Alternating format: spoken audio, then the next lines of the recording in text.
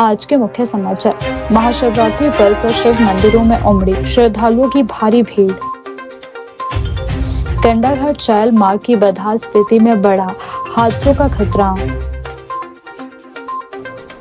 शिमला के शिव मंदिर में सुबह से लगी श्रद्धालुओं की भीड़। जुब्बल के मंदिर में उमड़ा श्रद्धालुओं का जन सैलाब। ऐतिहासिक शिव मंदिर रानीताल में उमड़ी श्रद्धालुओं की भीड़। हिमाचल विधानसभा का बजट सत्र 16 फरवरी से शुरू। शिमला की यातायात व्यवस्था को सुधारने में एडीबी करेगा मदद। सोशल मीडिया कंटेंट पर उठे सवाल। अब समाचार विस्तार से। महाशिवरात्रि के पावन अवसर पर राजधानी शिमला सहित देश भर के शिव मंदिरों में भक्ति भाव का अनूठा वातावरण देखने को मिला। रविवार 15 फरवरी को मनाए जा रहे इस पर्व पर सुबह से ही श्रद्धालुओं का मंदिरों में पहुंचना शुरू हो गया और दिन भर शिवालयों में दर्शन और पूजा के लिए लंबी कतारें भी देखने को मिली। महाशिवरात्रि के उपलक्ष्य में मंदिरों को विशेष रूप से सजाया गया। ऐतिहासिक मंदिरों में व्यापक सफाई अभियान भी चलाया गया। फूल मालाओं से मंदिर परिसरों को सजाया गया। रात के समय यह सजावट और भी मनमोहक दिखाई दी, जिसने श्रद्धालुओं का ध्यान आकर्षित किया। भक्तों ने मंदिरों की सजावट और व्यवस्था की सराहना करते हुए उत्साह के साथ पूजा अर्चना भी की। राजधानी के मिडिल बाजार स्थित शिव मंदिर में सुबह से ही श्रद्धालुओं की भारी भीड़ देखने को मिली। लोग परिवार सहित मंदिर पहुंचे और भगवान शिव के दर्शन कर जलाभिषेक किया। कई श्रद्धालु हाथों में पूजा सामग्री लेकर कतारों में खड़े नजर आए, जबकि मंदिर परिसर में भजन कीर्तन और मंत्रोच्चारण का सिलसिला भी देखने को मिला। वातावरण पूरी तरह आध्यात्मिक ऊर्जा से भरा हुआ देखने को मिला। श्रद्धालुओं ने श्रद्धा के साथ भगवान भोलेनाथ की आराधना की। महाशिवरात्रि जिसे भगवान शिव को समर्पित अत्यंत पवित्र पर्व माना जाता है, फागुन मास की कृष्ण चतुर्दशी को मनाया जाता है। धार्मिक मान्यताओं के अनुसार इस दिन भगवान शिव और माता पार्वती की पूजा अर्चना करने का विशेष विधान है। भक्त व्रत रखकर पूजा कर और रात्रि जागरण कर अपनी श्रद्धा व्यक्त करते हैं। मान्यता है कि इस व्रत को करने से वैवाहिक जीवन में सुख शांति और खुशियों का आगमन होता है तथा अविवाहित लोगों को मनचाहा जीवन साथी प्राप्त करने का आशीर्वाद भी प्राप्त होता है। धार्मिक दृष्टि से यह रात्रि शिव और शक्ति के दिव्य मिलन का प्रतीक मानी जाती है। कहा जाता है कि इस दिन व्रत पूजा और जागरण करने से जीवन के पापों का श्रेय होता है और आत्मिक शुद्धि प्राप्त होती है। श्रद्धालु शिवलिंग पर दूध, जल, बेलपत्र, भस्म और अन्य पूजन सामग्री अर्पित करते हैं। रात्रि के 4 पहरों में पूजा करने और मंत्र जाप करने का विशेष महत्व रहता है, जिसे अत्यंत फलदायी माना जाता है। दिन भर मंदिरों में भक्तों की आवाजाही बनी रही। कई श्रद्धालुओं ने सामूहिक रूप से भजन गाकर वातावरण को भक्तिमय बनाया, जबकि कुछ ने शांति पूर्वक ध्यान और जप के माध्यम से पूजा की। मंदिर प्रशासन द्वारा भीड़ प्रबंधन के लिए व्यवस्था की गई थी। महाशिवरात्रि केवल धार्मिक आस्था का पर्व ही नहीं, बल्कि भक्ति, वैराग्य और आत्म चिंतन का संदेश देने वाला उत्सव भी है। यह लोगों को आध्यात्मिकता की ओर प्रेरित करता है और सामाजिक एकता का प्रतीक बनता है।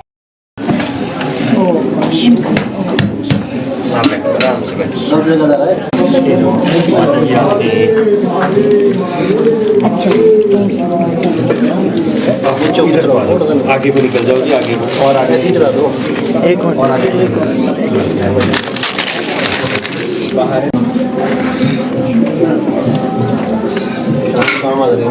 श्रृंगार के काम आ रही। कंडाघाट से चायल को जोड़ने वाली महत्वपूर्ण सड़क इन दिनों बदहाल स्थिति के कारण लोगों और पर्यटकों के लिए परेशानी का कारण बनी हुई है।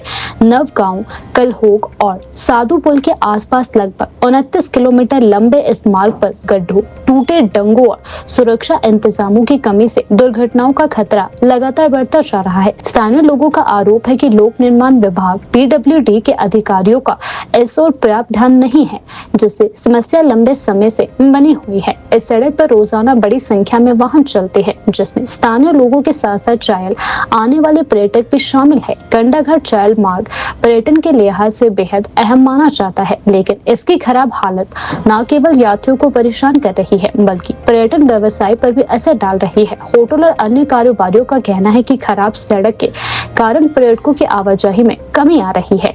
ढांग की और कई स्थानों पर पैराफिट न लगाए जाने से वाहन चालकों को अतिरिक्त जोखिम उठाना पड़ रहा है। खासकर पहाड़ी मोड़ों पर यह स्थिति गंभीर दुर्घटनाओं का कारण बन सकती है। इसके अलावा बड़ा मोड़ से चायल तक सड़क की सतह इतनी खराब हो चुकी है कि जगह जगह बने गड्ढे दोपहिया चालकों के लिए खतरा बने हुए हैं। स्थानीय लोगों के अनुसार गड्ढों के कारण वाहन असंतुलित होकर गिर रहे हैं, जिससे कई लोग चोटिल हो चुके हैं। कई कारों और अन्य वाहनों को भी नुकसान झेलना पड़ रहा है। बारिश के मौसम में हालात और खराब होते जा रहे हैं, क्योंकि गड्ढों में पानी भर जाने से सड़क की स्थिति का अंदाजा लगाना मुश्किल हो जाता है। सड़क किनारे कई जगह डंगे भी टूट चुके हैं, जिससे भूस्खलन और सड़क धंसने का खतरा बना हुआ है। ग्रामीणों का कहना है कि इस मार्ग की मरम्मत को लेकर वे कई बार विभाग से गुहार भी लगा चुके हैं, लेकिन अब तक कोई ठोस कार्यवाही नहीं हुई है। स्थानीय निवासी अशोक कुमार, राजेश ठाकुर, बस चालक शशि शर्मा, संजय ठाकुर और अशोक ठाकुर सहित अन्य लोगों ने प्रदेश के लोक निर्माण मंत्री विक्रमादित्य सिंह से हस्तक्षेप की मांग की है। उनका कहना है कि हर सप्ताह भारी संख्या में पर्यटक चायल पहुंचते हैं, लेकिन सड़क की बदहाली उनकी यात्रा को कठिन बना रही है। इससे क्षेत्र की छवि पर भी नकारात्मक प्रभाव पड़ रहा है। कंडा घाट के सहायक अभियंता ई शुभम अग्रवाल ने बताया कि सड़क की मरम्मत और अन्य आवश्यक कार्यों का अनुमान तैयार कर लिया गया है और प्रस्ताव उच्च अधिकारियों को भेज दिया गया है। उन्होंने कहा कि बजट स्वीकृत होते ही सड़क पर कार्य शुरू करवा दिए जाएंगे। नाहन में महाशिवरात्रि की पावन अवसर पर नाहन स्थित ऐतिहासिक शिव मंदिर रानीताल में श्रद्धालुओं का भारी जन समूह उमड़ पड़ा। सुबह से ही मंदिर परिसर में दर्शन और पूजा अर्चना के लिए भक्तों की लंबी कतारें देखने को मिली। भगवान भोलेनाथ के जयकारों से मंदिर क्षेत्र का वातावरण पूरी तरह भक्तिमय हो गया और दिन भर श्रद्धालुओं का आना जाना जारी रहा। इस अवसर पर मंदिर को विशेष रूप से सजाया गया था। महाशिवरात्रि को ध्यान में रखते हुए मंदिर परिसर की व्यापक सफाई की गई और रंग बिरंगी रोशनी तथा फूल मालाओं से मंदिर को सजाया गया। श्रद्धालु हाथों में पूजा सामग्री लेकर सुबह से ही मंदिर पहुंचने लगे और शिवलिंग पर जला अभिषेक कर भगवान शिव का आशीर्वाद भी लिया गया। महाशिवरात्रि के अवसर पर प्रदेश के राजनीतिक और सामाजिक क्षेत्र से जुड़े लोग भी मंदिर पहुंचे। भाजपा प्रदेश अध्यक्ष डॉक्टर राजीव बिंदल ने भी ऐतिहासिक शिव मंदिर रानीताल पहुंचकर भगवान भोलेनाथ के दर्शन किए और प्रदेश वासियों की खुशहाली की कामना की। उनके मंदिर आगमन के दौरान कार्यकर्ताओं और स्थानीय लोगों की उपस्थिति भी देखने को मिली। उन्होंने श्रद्धालुओं को महाशिवरात्रि की शुभकामनाएं देते हुए कहा कि यह पर्व आध्यात्मिक ऊर्जा, आस्था और सांस्कृतिक एकता का प्रतीक है। दिन भर मंदिर में पूजा अर्चना का सिलसिला चलता रहा। श्रद्धालुओं ने शिवलिंग पर जल, दूध, बेलपत्र, भांग और धतूरा अर्पित कर पूजा की। कई भक्तों ने रात्रि जागरण कर 4 पहर की पूजा में भी भाग लेने की तैयारी की। मंदिर में भजन कीर्तन और मंत्र उच्चारण से वातावरण और भी पवित्र हो गया। श्रद्धालुओं की सुविधा और सुरक्षा के लिए मंदिर प्रबंधन एवं स्थानीय प्रशासन द्वारा विशेष व्यवस्थाएं भी की गई थी। भीड़ को नियंत्रित करने के लिए स्वयं सेवकों की तैनाती भी की गई और दर्शन के लिए कतारबद्ध व्यवस्था सुनिश्चित की गई, जिससे श्रद्धालु शांति पूर्वक पूजा कर सके। धार्मिक मान्यताओं के अनुसार महाशिवरात्रि भगवान शिव की आराधना का विशेष पर्व है, जो फागुन मास की कृष्ण चतुर्दशी को मनाया जाता है। इस दिन व्रत, जागरण और पूजा अर्चना करने से आत्मिक शुद्धि और मनोकामनाओं की पूर्ति होने का विश्वास है। शिव और शक्ति के दिव्य मिलन का प्रतीक माने जाने वाले इस पर्व पर बड़ी संख्या में श्रद्धालु मंदिरों में पहुंचकर अपनी आस्था प्रकट करते हैं। कुल मिलाकर महाशिवरात्रि के अवसर पर ऐतिहासिक शिव मंदिर रानीताल में उमड़ी श्रद्धालुओं की भीड़ और गूंजते जयकारों ने पूरे आयोजन को भक्तिमय बना दिया। श्रद्धालुओं ने भगवान भोलेनाथ का आशीर्वाद लेकर पर्व को श्रद्धा और उत्साह के साथ मनाया।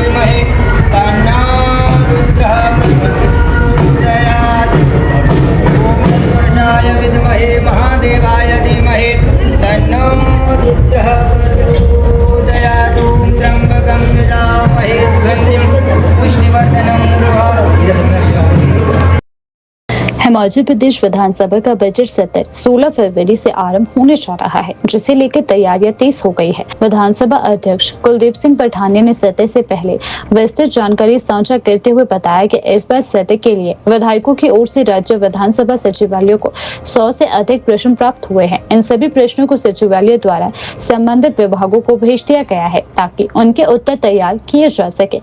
विधानसभा सचिवालय द्वारा जारी अस्थायी सूची के अनुसार बजट सत्र का पहला चरण 16 फरवरी को दोपहर 2 बजे शुरू होगा और फिलहाल यह 18 फरवरी तक चलेगा। सत्र की शुरुआत राज्यपाल शिव प्रताप शुक्ल के अभिभाषण से होगी, जो परंपरा के अनुसार आगामी वित्तीय वर्ष की नीतियों और योजनाओं की रूपरेखा प्रस्तुत करेंगे। अब इसमें क्योंकि ये बजट सत्र है, राज्यपाल महोदय से शुरू हो रहा है, जैसा हर कैलेंडर और फाइनेंशियल ईयर में होता है, और ज़्यादातर बिजनेस जो है वो गवर्नमेंट का होता है इसमें, चाहे वो राज्यपाल अभिभाषण के रूप में हो, चाहे बजट के रूप में हो, और बजट की डिमांड्स के ऊपर डिस्कशन हो, कट मोशंस हो। ये ज़्यादातर बिजनेस बजट सत्र के अंदर गवर्नमेंट से ही रिलेटेड होता है, और इसमें हमारा नियम 31 है जो प्रेसिडेंस देता है कि जब भी कोई गवर्नमेंट का बिजनेस आएगा उसकी प्रेसिडेंस रहेगी, वो पहले लगेगा और बाकी बिजनेस जो है उसके बाद फॉलो करेगा। तो ये अब तक की जो हमारे पास जो आया है विधानसभा के पास माननीय सदस्यों के द्वारा जो नोटिस आए हैं, उसका जिक्र मैंने आपसे किया है। और कल हमने ऑल पार्टी मीटिंग भी रखी है। सभी जो नेता प्रतिपक्ष, parliamentary affair minister, chief whip, हमारे डिप्टी चीफ विप, दोनों पार्टियों के, ये इनको हमने कल बुलाया है 12 बजे के करीब, और कल ऑल पार्टी मीटिंग होगी। और हमारी कोशिश है कि अभी प्रेस एक्रेडिटेशन कमेटी की मीटिंग हुई, क्योंकि साल के शुरुआत में ये सारी फॉर्मेलिटीज़ हैं जो हम करते हैं, और सभी का जो विचार हैं या सजेशंस हैं उनको लेने का प्रयास करते हैं कि जहाँ कहीं भी कोई हमको किसी में करेक्शन करनी है तो वो सभी से बातचीत करके, चाहे रूल ऑफ बिजनेस है, चाहे हमारा काम है, उसमें हम करते हैं। तो आज आपकी साथ मीटिंग हुई है, और प्रेस के माध्यम से, आपके माध्यम से हम हिमाचल प्रदेश की जनता तक जो अभी तक विधानसभा सचिवालय के पास पहुंचा है, अभी जैसे मैंने कहा कल तो गवर्नर महोदय का अभिभाषण है, उसके बाद थैंक्स मोशन गवर्नमेंट लाती है, जिसे गवर्नमेंट का बिजनेस है ये। तो जब एड्रेस होगा उसी के बाद मोशन ऑफ थैंक्स होगा। तो अभी तक जो हमारे पास पहुंचा है वो हमने आपको बता दिया। 102 में एक नोटिस जो है गवर्नमेंट की तरफ से आ चुका है आरडीजे पे, रेवेन्यू डेफिसिट ग्रांट, जो पिछले 6 फाइनेंस कमीशन से कंकरेंटली चल रही थी up to 15th finance commission, और 16th फाइनेंस कमीशन के द्वारा जब ये पूरी तरह से बंद कर दी गई है, तो इसके ऊपर जो है एक प्रस्ताव गवर्नमेंट की तरफ से आया है, निश्चित तौर पर उस पर चर्चा होगी। ये अभी जो मैंने कहा ये आ चुका है राज्यपाल महोदय का, तो इट टेक्स ए प्रेसिडेंट, सबसे पहले होगा।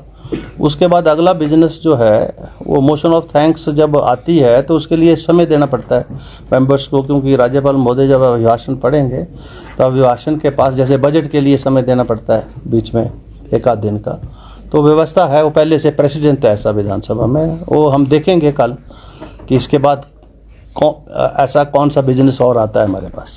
अभी तो 3 दिन का सेशन हो रहा है, अभी बिजनेस जैसे ज़्यादा आएगा तो ये बढ़ सकता है। अब ऐसा है, बजट तो बजट है, अब जिन लिमिटेशंस में भी बजट सरकार के द्वारा पेश होगा, स्वाभाविक रूप से माननीय सदन में उसके ऊपर सभी सामान्य सदस्यों का अधिकार है कि उसके ऊपर चर्चा करें। तो अभी हम प्रीएम्प्ट नहीं कर सकते कि क्या होगा क्या नहीं होगा, क्योंकि अब बजट तो आएगा और साल भर का बजट जो है वो पेश भी होगा, पास भी होगा। तो जो बजट आएगा तो उसके ऊपर ये सारी टिप्पणी आप कर सकते हैं। तब 3 दिन जो है सिटिंग्स हैं, और ये सिटिंग्स बढ़ भी सकती हैं, और जो आप बोल रहे हैं ब्रेक भी हो सकता है, उसके बाद रिज्यूम हो सकता है, ये हो सकता है। This is within our rules ये प्रोवाइडेड है कि उसके बाद अगर कोई ऐसा कंपल्शंस है गवर्नमेंट की, तो इसको एडजॉर्न, या बिजनेस नहीं है हमारे पास तो इसको एडजॉर्न किया जाता था फॉर सम पीरियड और उसके बाद रिज्यूम किया जा सकता है। ऐसा पहली बार हो रहा है सर या पहले भी होता है?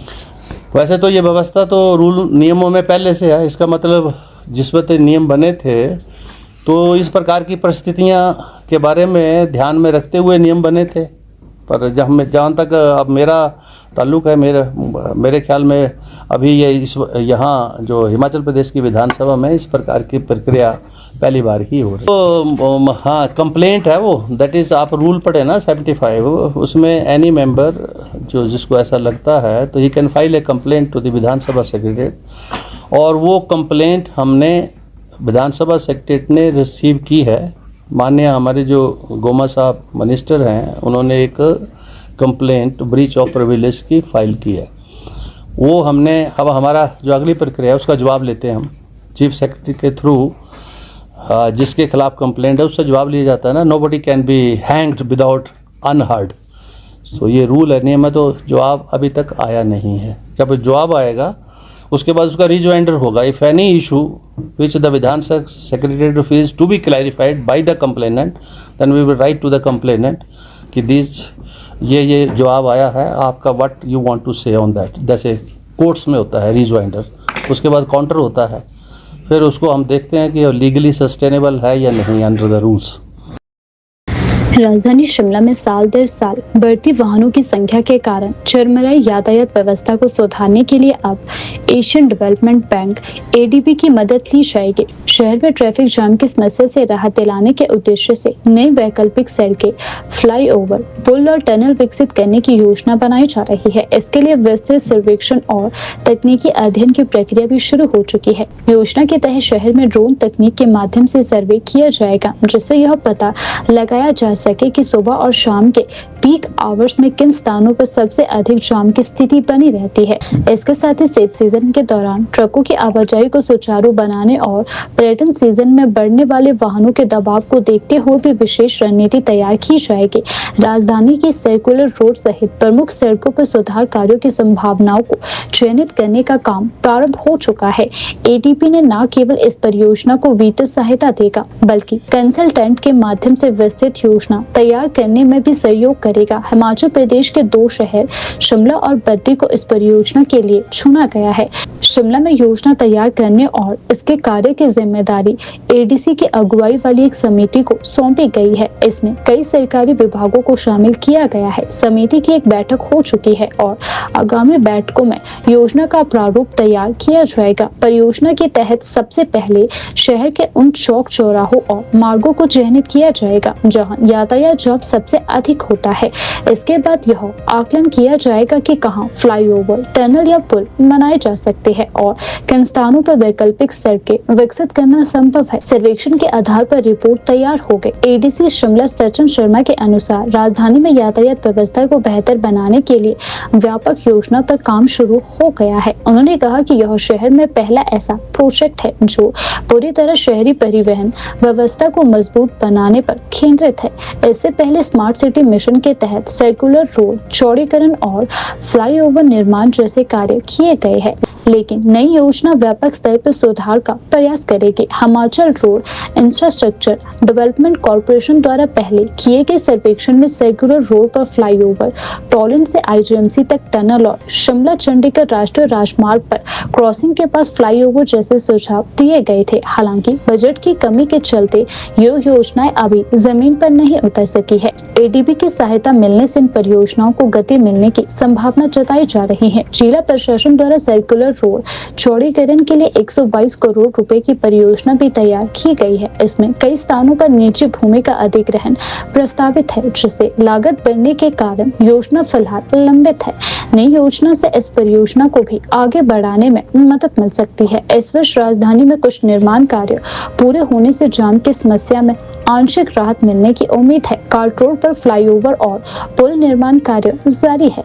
लिफ्ट के पास बने पुल के समीप लोक निर्माण विभाग एक और पुल तैयार कर रहा है, जिसके अगले महीने पूरे होने की संभावना है। विधानसभा के निकट फ्लाईओवर निर्माण भी जारी है और इसे अगस्त तक पूरा करने का लक्ष्य रखा गया है। इन दोनों परियोजनाओं के पूरा होने से विधानसभा से लेकर लिफ्ट तक अक्सर लगने वाले जाम से काफी हद तक राहत मिलने की उम्मीद है। कार्ट रोड पर नए पुल के बनने के बाद चंडीगढ़ की ओर आने वाले वाहन सीधे पार्किंग में प्रवेश कर सकेंगे, जिससे बीच सड़क पर मुड़ने के कारण बनने वाली लंबी कतारों और जाम की समस्या भी कम होगी। प्रशासन ने शहर के कई अन्य जाम प्रभावित क्षेत्रों की भी पहचान की है, जहां सड़क चौड़ीकरण या फ्लाईओवर निर्माण की संभावना तलाशी जा रही है। खलेनी बाईपास पर फ्लाईओवर निर्माण की योजना भी इसी दिशा में एक महत्वपूर्ण कदम है। इसके पूरा होने से इस क्षेत्र में प्रतिदिन लगने वाले जाम से राहत मिलने की उम्मीद है। कुल मिलाकर राजधानी में यातायात व्यवस्था को आधुनिक और सुचारू बनाने के लिए यह परियोजना एक महत्वपूर्ण पहल मानी जा रही है। ड्रोन सर्वेक्षण, तकनीकी अध्ययन और वीडियो सहयोग के जरिए शहर की परिवहन संरचना को नए सिरे से विकसित करने की तैयारी है। यदि प्रस्तावित योजनाएं धरातल पर उतरती है तो इससे न केवल स्थानीय लोगों को राहत मिलेगी, बल्कि पर्यटन और व्यापारिक गतिविधियों को भी गति मिल सकती है। रविवार को आयोजित एक प्रेस वार्ता के दौरान सोशल मीडिया पर बढ़ते प्रभाव और उसके दुष्प्रभावों को लेकर चिंता व्यक्त की गई। प्रेस क्लब में आयोजित इस वार्ता में BDS डॉक्टर अनिल आष्टा ने कहा कि आज के दौर में सोशल मीडिया एंटरटेनमेंट इन्फ्लुएंसर को विभिन्न मंचों पर सम्मानित किया जा रहा है, लेकिन उनके द्वारा बनाए जा रहे कंटेंट की गुणवत्ता और प्रभाव पर गंभीरता से विचार करने की आवश्यकता रहती है। उन्होंने कहा कि समाज में इन्फ्लुएंसर्स की बढ़ती लोकप्रियता का असर बच्चों और युवाओं पर स्पष्ट रूप से दिखाई दे रहा है। उन्होंने चिंता जताते हुए कहा कि कई छोटे बच्चे अब पढ़ाई और किताबों से दूरी बनाकर व्लॉगर बनने की ओर आकर्षित हो रहे हैं। उनका मानना है कि यह प्रवृत्ति भविष्य के लिए चिंताजनक हो सकती है। उन्होंने कहा कि किसी भी सोशल मीडिया व्यक्तित्व को सम्मानित करने से पहले यह जरूरी है कि उनके कंटेंट का मूल्यांकन किया जाए। यह देखा जाना चाहिए कि किस प्रकार की वीडियो बनाई जा रही है और उनका समाज पर क्या प्रभाव पड़ रहा है। डॉक्टर अष्टा के अनुसार यदि कोई व्यक्ति अश्लील या अनुचित सामग्री बनाकर लोकप्रियता हासिल कर रहा है तो उसे प्रोत्साहन देने के बजाय उस पर रोक लगानी होगी। प्रेस वार्ता के दौरान उन्होंने मांग की कि अश्लील वीडियो बनाने वाले लोगों के खिलाफ सोशल मीडिया प्लेटफॉर्म पर कड़ी कार्यवाही होनी चाहिए और अकाउंट्स को प्रतिबंधित किया जाना चाहिए। उनका कहना है कि डिजिटल प्लेटफॉर्म पर जिम्मेदारी और नैतिकता का पालन आवश्यक है ताकि समाज और आने वाली पीढ़ी पर सकारात्मक प्रभाव पड़े। बच्चे हैं, ये जो एक सोशल मीडिया में आजकल ट्रेंड चला हुआ है, जिससे हमारे जो बच्चे इन्फ्लुएंस हो रहे हैं और सोशल मीडिया जो ऐप है फेसबुक, इंस्टाग्राम, यूट्यूबर, वहाँ जाके जो वीडियो कुछ भी बना के जो है फेसबुक में डाल के जो है आने वाली जो जनरेशन है उनको किस टाइप का मैसेज जा रहा है, उसके बारे में जो मैंने ये कॉन्फ्रेंस बुलाई है। मैं सबसे पहले आपको बता दूं सोशल मीडिया क्या है। सोशल मीडिया जो है व्यक्तिगत जानकारी, लोकेशन, निजी तस्वीर, डेली रूटीन शेयर करना या बहुत ज़्यादा समय बिताना पूरी तरह ठीक नहीं है। मैं नहीं बोल रहा हूँ, ये सोशल मीडिया बोल रहा है, ठीक है। सुरक्षा जोखिम क्या है इसमें कि भाई इसमें साइबर क्राइम, पहचान की चोरी, गोपनीयता का उल्लंघन एक गंभीर खतरा रहता है। ये भी सोशल मीडिया बोल रहा है, हम नहीं बोल रहे हैं, ठीक है जी। अपनी निजता सुरक्षित रखने के लिए पोस्ट करने से पहले हमेशा प्राइवेसी सेटिंग की जांच करें, ये भी सोशल मीडिया बोल रहा है। लोकेशन अपडेट्स और निजी जानकारी साझा करना साइबर अपराधियों को न्योता देने जैसा है, ठीक है जी। बहुत सारी चीजें ये इसके डिसएडवांटेज है। एडवांटेज क्या है कि एडवांटेज ये है कि सोशल मीडिया में जो ऐप बनी है, सोशल मीडिया गलत नहीं है, जो ऐप्स, बहुत सारी ऐप्स है, टिकटॉक ऐप एक ऐप थी वो बंद कर ली सरकार ने, और भी बहुत सारी ऐप है, फेसबुक, इंस्टाग्राम, व्हाट्सएप। लेकिन फेसबुक, इंस्टाग्राम, यूट्यूब जो ये ऐप चली है जिसमें सोशल मीडिया के थ्रू एक नंगा नाच चला हुआ है और एक भर्तियाँ चली हुई इसमें फेसबुक में। इस ऐप ने एक भर्तियाँ स्टार्ट कर दी है बच्चों की कि आओ आप सब्सक्राइब, उसमें जो क्राइटेरिया वो क्या है, वो क्राइटेरिया ये है कि आप कमेंट, शेयर और ये चीज़ें करो और आप जो है पैसा पाओ और सम्मानित हो जाएगा, आप मंच में सम्मानित किया जाएगा। ये ऐप ने एक नया भर्ती स्टार्ट की है जिससे मुझे लगता है कि पूरे प्रदेश में और पूरे हिंदुस्तान में कम से कम 40 से 50% लोग जो है इस भर्ती में शामिल हो चुके हैं। ठीक है जी। अब मुझे बताइए, और इसके तहत जो है इन्फ्लुएंसर भर्तियां 4 चीज़ों की है। इन्फ्लुएंसर, क्रिएटर, कंटेंट, ब्लॉगर या सोशल मीडिया मनोरंजन क्या है जो भी है। ये ऐप कहती है कि इन्फ्लुएंसर उसे कहा जाएगा जिसके सबसे ज़्यादा सब्सक्राइब हो गए, जो उसको फॉलो करेगा व्यक्ति को। ठीक है, चाहे वो उसके में ना कोई क्राइटेरिया नहीं, ना बच्चों का कोई लिहाज है, ना हमारे देश में जो कोई भी चीज़ चलेगी वो कानून के तहत चलेगी। हमारा देश एक लोकतांत्रिक देश है और लोकतांत्रिक देश में जो है कानून का पालन होता है। तो यहाँ कहाँ पालन हो रहा है? क्या हमारी सरकार को पता नहीं लग रहा कि जो ये ऐप में इस तरह की भर्तियां हो रही है, ठीक है, जिसमें हर एक घर का बच्चा शामिल हो चुका है, इजिएस्ट तरीका बना लिया है। कुछ भी वीडियो डालो, जितनी आप गंदी से गंदी वीडियो डालोगे उतने ज्यादा आपके सब्सक्राइबर बढ़ेंगे, आपको पैसा मिलेगा। ये ऐप हमारी भी नहीं है, ये ऐप कहीं बाहर के कंट्रीज के मार्को जो वो थे इसके सीईओ थे, वो शायद डेड हो गया, अब ये मेटा के पास चला गया है। अब सवाल ये है सर, इस बारे में कोई नहीं बोलना चाहता। इस बारे में मुझे लगा बहुत पहले से, तो मैंने परसों एक वीडियो बनाई थी कि भाई ऐसा क्या हो रहा है। अगर ऐसा ही चलता रहा तो आने वाले टाइम में मीडिया खत्म हो जाएगा।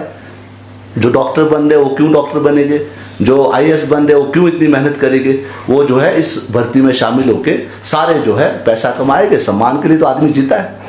आदमी क्यों जीता है? कि भाई हमें सम्मान मिले और पैसा मिले। अगर एक ऐप आपको सब कुछ दे रही है तो क्यों ये आदमी मेहनत करेगा? तो मेरा मानना ये है कि सरकार को, और फिर 2 चीजें इसमें, अब सरकार ने बजट में स्कीम निकाली अभी कि भाई बजट में कंटेंट और इन्फ्लुएंसर जो है वो लैब खोले जाएंगे 15,000 स्कूल। मैं उसके बारे में आपको बताना चाहूंगा। गवर्नमेंट ने बजट में कहा है कि जो कंटेंट और रील के लिए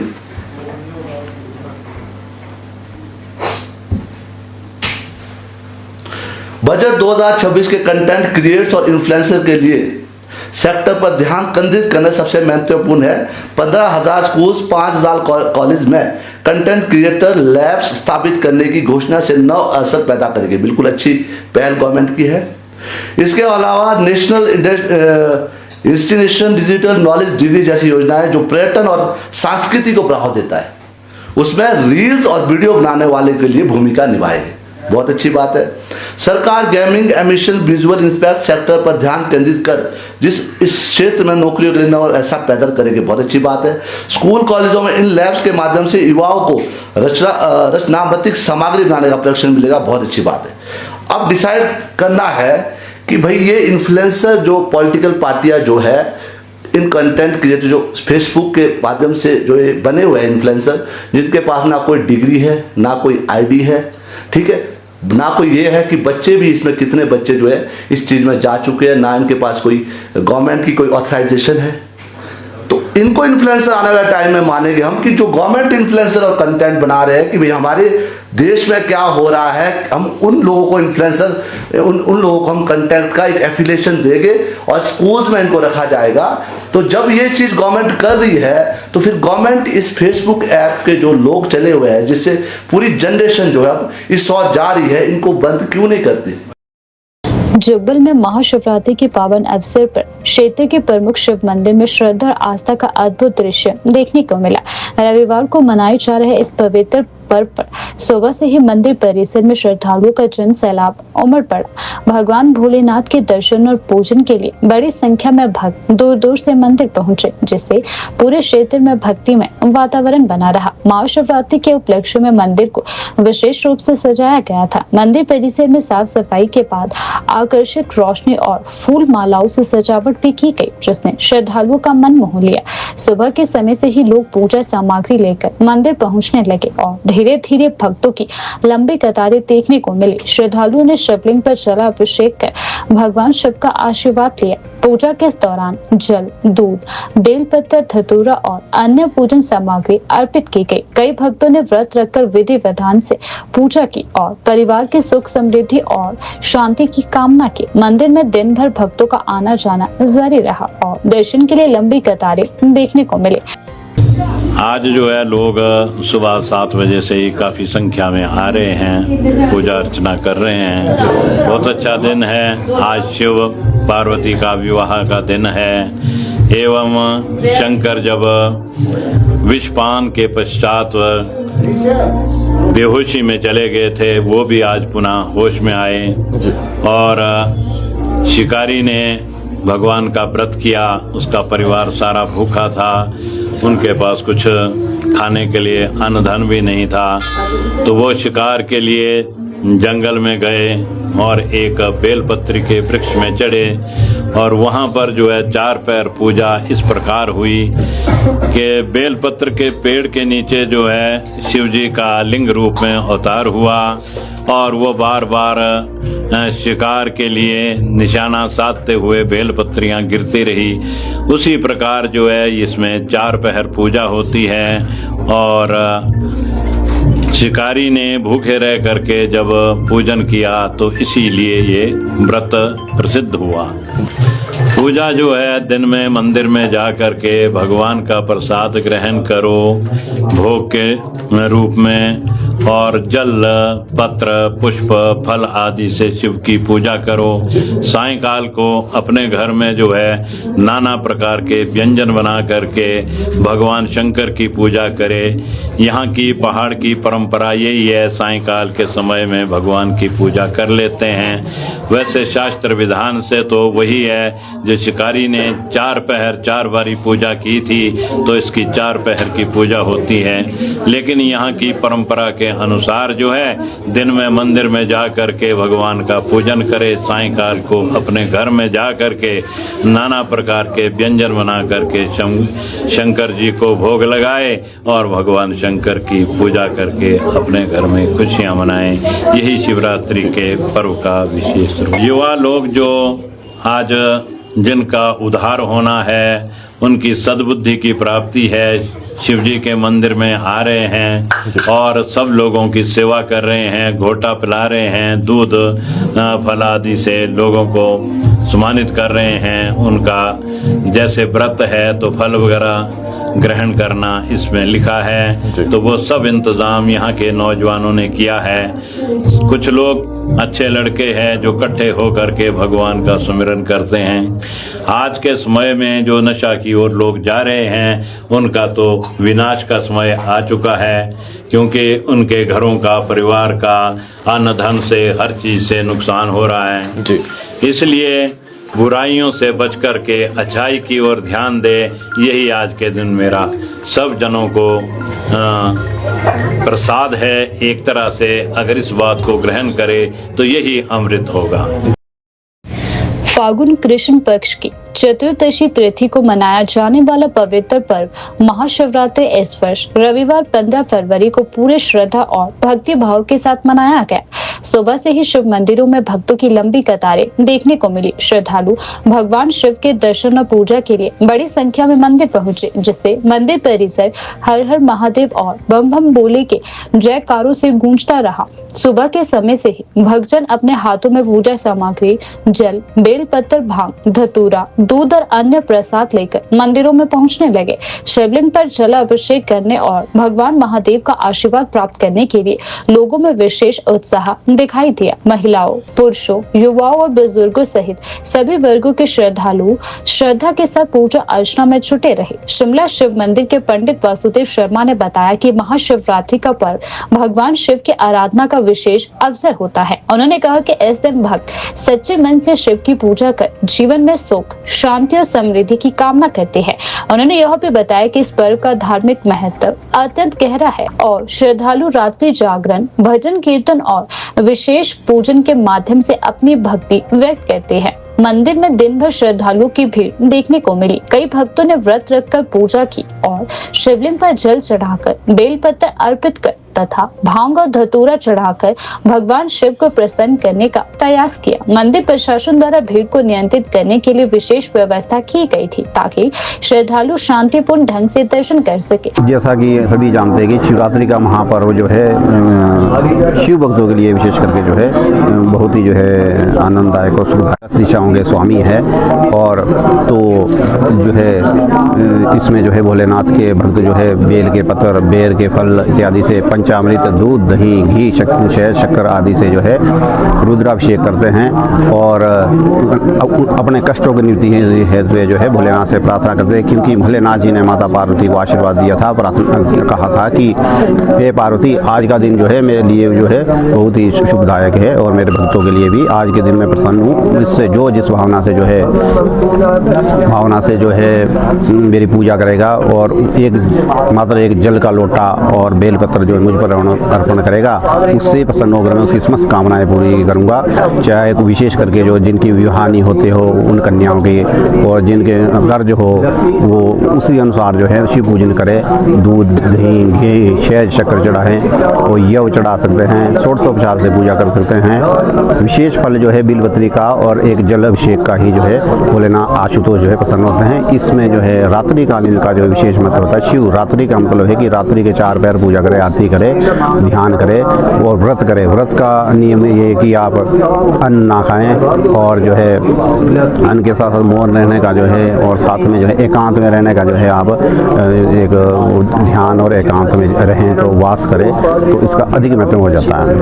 वैसे तो शिव जो त्यौहार होते हैं वो सारा दिन और रात्रि के होते हैं। शिवरात्रि का असली जो मुहूर्त होता है वो रात्रि कालीन का विशेष महत्व होता है।